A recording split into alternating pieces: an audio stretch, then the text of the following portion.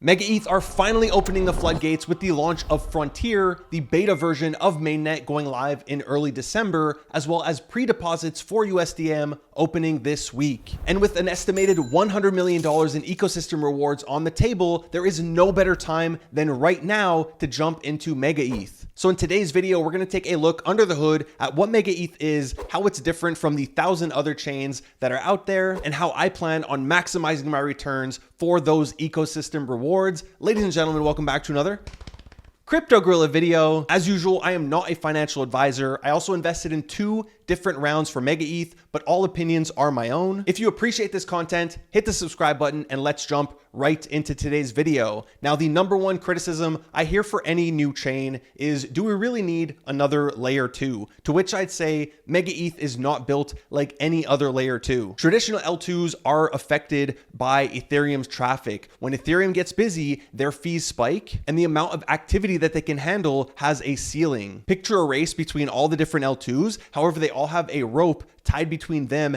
and Ethereum. No matter how fast they try to run, Ethereum's congestion always slows them down. MegaETH does not have this constraint. It's able to break away from the pack, especially when Ethereum is clogged. Now, the idea for the technology behind MegaETH actually came from a blog post written by Vitalik Buterin, the original founder of Ethereum, who is also an early investor in MegaETH. And then the MegaETH team took inspiration from that blog post and built a chain that is very different from the L2s that we have today. And they did this through a few different technological innovations or changes, the first of which are node specialization. Now, instead of every node doing every job, MegaETH splits the workload between 4 types of node. There's the sequencer node, the replica nodes, the full nodes, and the prover nodes. Every node has a specific job that it does extremely well. The second change they made is a high-speed data layer. Now, most L2s have to push their data through Ethereum. This is what slows them down and spikes their fees in my race example from earlier. MegaETH avoids that bottleneck by using its own data layer powered by EigenDA. Now, the trade-off here is you're trusting EigenDA to stay online and to continue sharing the data. While your funds would still be safe, if the data layer went down, the chain would temporarily freeze. Now, MegaETH isn't the only layer 2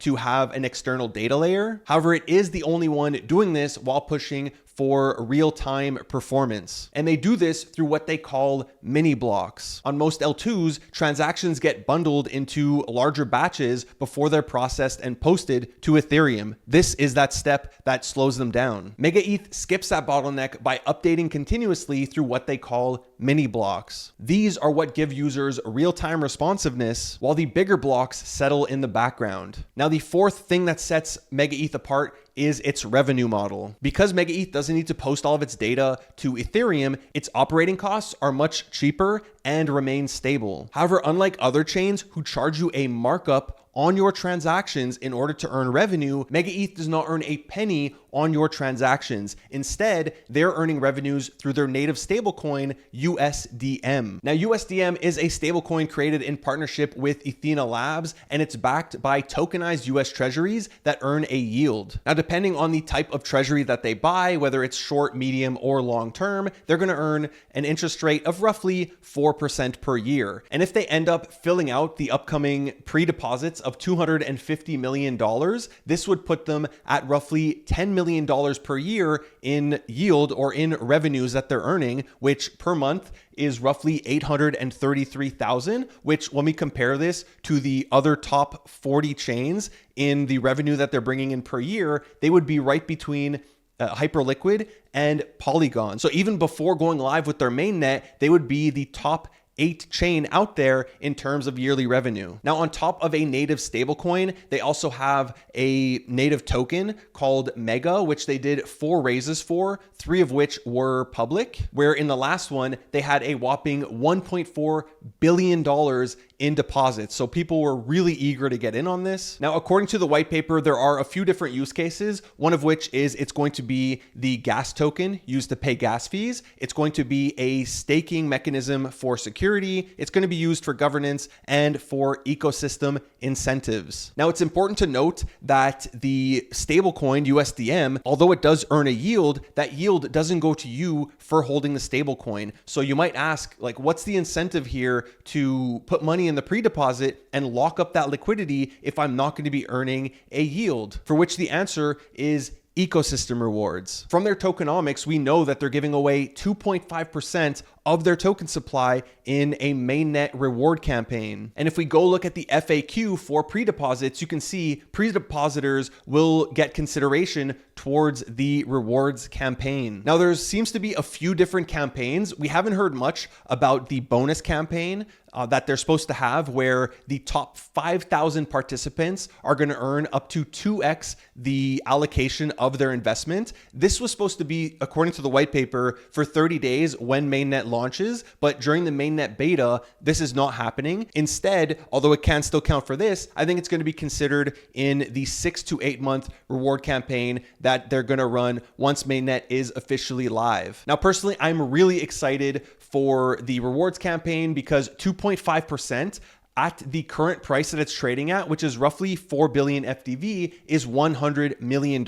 So there's $100 million in rewards that you're able to earn. And like I said, I invested in 2 of the rounds, so I have a vested interest in MegaETH doing well, but in participating in the ecosystem and helping it grow. So personally, I do plan on putting money in the pre-deposit bridge. It is going live very soon on November 25th. It is first come, first serve. So this is going to be a race. If it fills up quick, for all I know, it won't fill up. I think it's going to fill up, but I could be wrong. And unfortunately, if you didn't sign up to the Sonar round, you aren't going to be able to participate because it's reserved for people who already registered and it's KYC with some restricted countries. Now, I wouldn't worry about missing this. There's going to be a ton of opportunities to earn rewards in this ecosystem. I think the best way is going to be just by using the chain. So there's a ton of apps out there that you're able to use. The chain itself is focused on real time. So when you click something, it immediately happens, which I think we're going to get some really cool apps. We're going to get like high frequency trading apps. We're going to get on-chain gaming that is just insanely quick. And if all goes well with the mainnet, this is going to be a great place for builders. So I hope they attract some of the best